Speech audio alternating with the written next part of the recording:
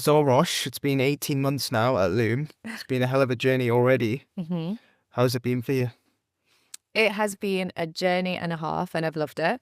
It's brought me so many educational lessons. I think going from like an associate to a clinic owner is just a completely different ball game. Yeah, completely different. Yeah, Yeah, skill set completely different. I don't even think a lot of the skills clinically are transferable to being a business owner. I think you just kind of it's completely different. it's just different. Completely different.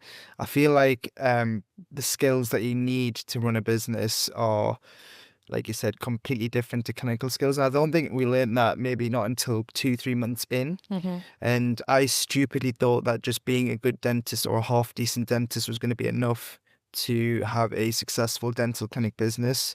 How wrong I was. There's a lot more to it. What other things would you say that in the first year, maybe the first 18 months, have been most important skills wise? So I think as the journey's kind of progressed, it's gone through phases. So in phase one, when we were setting up the clinic, and you were working and I was working at the same time, being able to be organized and just being able to lead the builders and things like that, Mm, that was a journey in itself. yeah, stressful. Yeah. Different type of stress. Different type of stress. I swear to God, like builders, I'm really sorry to say it, but they don't want to listen all the time. Do you remember at one point they were like, "You are not allowed on site," Yeah. and I was like, "I will Forced be on yourself, site." Yeah, forced yourself I up into took a it. hat. I went on site and I was like, "This needs doing. This needs doing. That needs doing." And I think had we had not Now you just say that to the nurses, not the builders. nurses, I think the first phase, which was like actually building the clinic, Mm, I actually really enjoyed that phase. I loved building the interiors. yeah, I loved seeing everything come to light when the yeah. chairs went in. That was so cool. You're in your element then, right? Yeah, the interiors is So we get compliments all the time about how Loom looks inside by all the patients or whoever visits the clinic. And it's funny because my patients compliment me or they think they compliment me on how well the clinic looks. And I always say, like, it's got nothing to do with me. It's all down to you and your artistic flair in that. Well, Thank you. it's really, really good. What did you learn from that first phase? First phase, as in when we first opened or first year, were you thinking? Let's say when we actually passed CQC Mm-hmm. and then we opened our doors.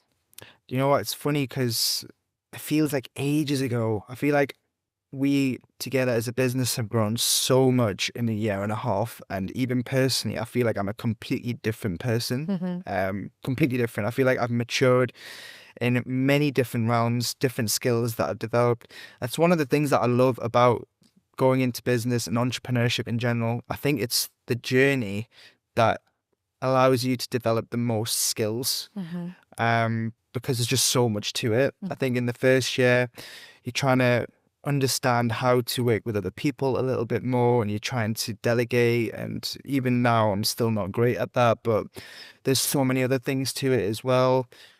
You know, you've got marketing, you've got sales, you've got recruitment, all of these different things that are needed to kind of at least just stay afloat. And so one of the things that I've found difficult was trying to be successful in the short term in business, trying to earn profit, trying not to kind of, try and pay our bills, pay our stuff, but at the same time, learning about the skills so that you can kind of improve in it as well. And I feel like that's very, very important. I think, coming back to the phases, we got through phase one and then we opened our doors CQC and we got through phase two. Having empty diaries, that was something in the beginning. I mean, we had touch wood enough. We had, our own list that Yeah. kind of carried us through, and touch wood at that point, we broke even Yeah. with the high expenses that we Yeah. had because of, our previous list. Yeah. But the fact that those diaries were empty, that was a stress in itself. And I think, Sure, probably the biggest stress. yes, especially for you, I think Yeah, fortunately, we don't have that stress now. it's the opposite. We've got the opposite, but Touch wood. that stress that I had last year, the one that you're talking about now, is kind of makes the stress that we have now, which is a different stress. It makes it kind of, in comparison, it's not as bad because I'd much prefer to have this stress, even though this stress is not good. But compared to not having patience or knowing about us or diaries being empty, They were empty for a prolonged period of time as well, like in that first month. yeah, And we were wondering where the next patient would come from. And then that's when the first problem arose. And we were like, okay, the first problem in our business was how do we get patients through the door? How do we get awareness? How do we get attention? Yeah. Yes. And that's where we kind of racked our brains together and came up with, I guess this is where the marketing came in. Yeah, for sure. And I think again we're on a journey in that regard as well. It's still it's not something that we've mastered, but with business, as you start to progress, one thing I've realized is you just get tackled with another problem, and it might take 1, 2, 3 months to get over that problem, and then the business grows a little bit. But there you go, there's another problem, and then you've got to learn the skills to try and get over that problem. And what got you through the first problem won't get you through the next problem. So you're constantly learning and developing as a person. And like I said, it's the best kind of way to develop skills that are applicable to any kind of business or even any area of life as well. Yeah. What's our favorite Elon Musk quote? Your favorite? My favorite quote. What is it? It's like having a business is like chewing glass and looking into the abyss. Yeah. Yeah. Yeah, not that dental clinic probably compares to what he's doing. Well, but it feels like all that relative. for sure. It's all- For sure, it does feel like that, but very rewarding at the same time. Absolutely. But I definitely think if I had to, in the first 18 months, the comparison to the amount of positives, and I like, cause you get a lot of good feelings. It's like a roller coaster. Yeah, there's a lot of ups and downs.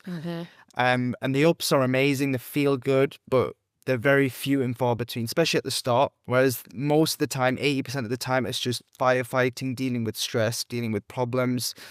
But that one reward, when you do get it, when you get past that problem that you're trying to solve, does feel good. But you definitely need to be someone who is willing and able to endure a lot of stress, worry, and anxiety if you want to do well in business. That's one thing I've surely learned. Yeah. I think taking it now over to like the positives, when we opened a business, like I said, the learning curve's been really steep, but it's been amazing. And I think as people, we've developed a lot of grit and character, because doing a 9 to 5 and dealing with the stress of a patient or just doing dentistry, I actually now find the dentistry is the easiest part of the day. We develop those skills though, that's the thing. You wouldn't Yeah. think that if you didn't spend the 5, 7, 8 years prior to that developing those skills. And hopefully in 5, 10 years in the future, the things that we're doing now will feel easy to us. Yeah, definitely.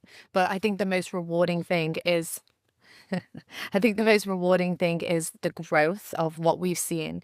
I didn't expect, touch wood, by the grace of God, this amount of growth that we had over a period of 1.5 years. And I'm very grateful for it. Yeah, very, very grateful for it as well. And it's just a testament to all of the hard work you've put in, all of the hard work I've put in, and mainly all of the hard work the team have put in. The team have been incredible. They've been the backbone of this business. You know, we couldn't do it without our team. We are very lucky, and we had so many amazing people along the way to guide us. We've had a lot of support from our family. Absolutely. We've had a lot of affirmations from our family, letting us know that we can do it when times are hard. They will push us and tell us we can do this. So we've been very lucky in that respect. Very, very lucky. But you're right, the team have helped us certainly get to this point. And very, very proud of the business, to be fair. Even though I don't sit back and feel that pride, I don't spend enough time on it. It's now sitting here with you, especially because we did it together, it's quite a nice moment. I think we need to celebrate the wins more. Yeah, when we get time. When we get time. So in true Kardashian style, what has been the peak of Loom and what's been the pit of Loom?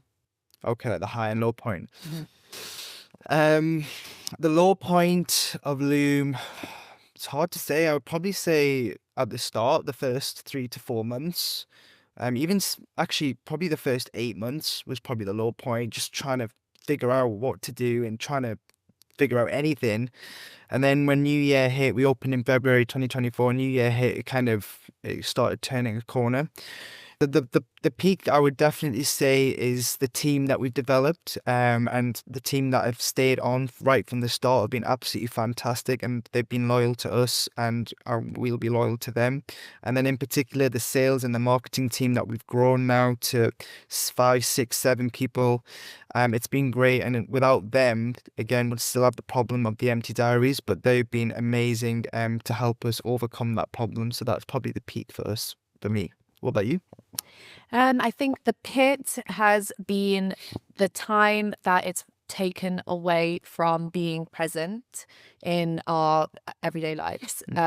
Whilst it's been amazing, it's been a journey, it's definitely taken me away from family and friends, and I had to do a lot of sacrifice during that time.